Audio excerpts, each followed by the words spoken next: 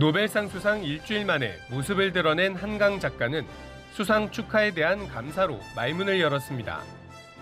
저 기쁘고 감사한 일이어서 그날 밤 조용히 자축을 했습니다.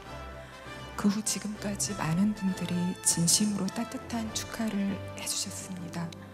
그토록 많은 분들이 자신의 일처럼 기뻐해 주셨던 지난 일주일이 저에게는 특별한 감동으로 기억될 것 같습니다. 큰 상을 받았지만 달라지는 건 없길 바란다고 했습니다. 저의 일상이 이전과 그리 달라지지 않기를 저는 믿고 바랍니다. 저는 제가 쓰는 글을 통해 세상과 연결되는 사람이니까 지금까지 그래왔던 것처럼 계속 써가면서 책 속에서 독자들을 만나고 싶습니다. 1994년 1월 첫 소설을 발표하고 올해로 30년째. 빠르게 지나간 시간이지만 글을 쓰며 보낸 시간만큼은 각별하게 느껴진다고 했습니다. 이상한 일은 지난 30년 동안 제가 나름으로 성실히 살아내려 애썼던 현실의 삶을 돌아보면 마치 한 줌의 모래처럼 손가락 사이로 빠져나가는 듯 짧게 느껴지는 반면 글을 쓰며 보낸 시간은 마치 30년의 곱절은 되는 듯 길게 전류가 흐르는 듯 생생하게 느껴진다는 것입니다. 최근에는 건강을 위해 카페인도 끊고 좋아하던 여행도 하지 않는다는 한 작가. 작가의 황금기라 불리는 60세가 되기 전까지 남은 6년의 시간 동안 책 3권을 더 쓰는 일에 몰두하고 싶다고 했습니다. 물론 그렇게 쓰다 보면 지금까지 그랬던 것처럼 그 6년 동안 다른 쓰고 싶은 책들이 생각나서 어쩌면 살아있는 한 언제까지나 3권씩 앞에 밀려있는 상상 속 책들을 생각하다 제대로 죽지도 못할 거라는 불길한 예감이 들지만 말입니다.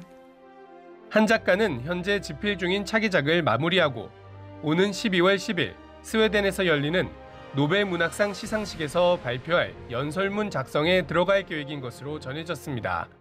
EBS 뉴스 황대현입니다. 청바지에 배낭 하나를 메고 전남 여수의 곳곳을 눈에 담고 있는 한 청년. 생애 첫 소설집 여수의 사랑을 펴낸 1996년 당시 27살 소설가 한강입니다. 여수가 이제 아름다운 물이라 그래서 이 고장의 이름이 되기도 하고 여수 이렇게 여행자의 우수 이런 한자를 써서 여수가 되기도 한 그런 중의적인 것 때문에 여수를 택한 거예요. EBS가 공개한 한강의 풋풋했던 20대 모습은 온라인에서도 큰 화제를 몰고 왔습니다. 스웨덴 할리먼이 주목한 인간의 연약함을 직시하는 한강만의 섬세한 시선은 등단 초기였던 28년 전에도 한결같았습니다. 사람은 누구한테나 말할 수 없고 겉으로 보기엔 평범해 보이는 사람이라도 다 상처가 하나씩은 다 있다고 생각하거든요. 그거에 대한 얘기를 하고 싶다 보니까 노벨 문학상 수상 이후 발자취 하나하나 세간의 이목을 끌고 있는 소설가 한강. 스웨덴 언론과의 첫 인터뷰에선 우선 조용하게 글을 쓰면서 수상의 의미를 생각할 시간이 필요하다고 말했습니다. 공식 회견을 하지 않은 것에 대해선 아버지께 마을 잔치를 열지는 말라고 한 것이 오해를 불러왔다고 설명했습니다. There are many troubles in the world and maybe we should be more calm. That was my thought and I told him not to have a banquet. 오는 12월 10일 스웨덴에서의 시상식을 앞두고 있는 한강 작가는 현재 집필 중인 소설을 빨리 마무리하고 노벨상 수락 연설문 작성에 집중하겠다고 밝혔습니다. 한 작가는 오늘 오후 열리는 포니정 혁신상 시상식에 노벨 문학상 선정 이후 처음으로 모습을 드러냅니다. 지금껏 말을 아껴왔던 한 작가가 국내 언론과 대중에게 내놓을 첫마디에 관심이 쏠리고 있습니다. EBS 뉴스 송성환입니다. The Nobel Prize in Literature for 2024 is awarded to South Korean author Han Kang. 소설가 한강이 한국인 최초로 노벨 문학상을 받았습니다. 스웨덴 할리먼은 한강이 소년이 온다, 채식주의자 등의 작품을 통해 역사적 트라우마와 인간생의 연약함을 드러냈다고 평가했습니다. 노벨상 123년 역사에서 아시아 여성이 문학상을 받은 건 한강이 처음입니다. 한강은 대표작 소년이 온다에서 5월 광주 민주화 운동을 조명했고 제주 4.3 사건을 다룬 작별하지 않는다로 지난해 프랑스 메디치상을, 소설 채식주의자론 지난 2016년 부커상을 받았습니다. 아들과 저녁 식사를 마쳤을 때 수상 소식을 들었다는 한강은 매우 놀랍고 영광스럽다면서 앞선 작가들에게 감사의 뜻을 전했습니다.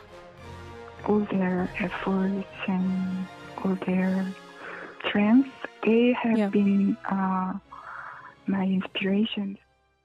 그러면서 자신의 작품을 처음 접하는 독자들에겐 최근작 작별하지 않는다로 시작하는 것을 추천했습니다. 외신들도 앞다퉈 한강의 수상 소식을 전했습니다. AP통신은 점점 커지고 있는 한국 문화의 세계적 영향력을 반영한다고 평했고, 영국 가디언은 가부장제, 폭력, 슬픔, 인간성 등의 주제를 다양하게 탐구하고 표현했다고 설명했습니다. 노벨 문학상 수상자에겐 약 13억 원의 상금과 메달, 증서가 수여됩니다. 시상식은 오는 12월 10일 스웨덴 스톡홀름에서 열립니다. EBS 뉴스 송성환입니다.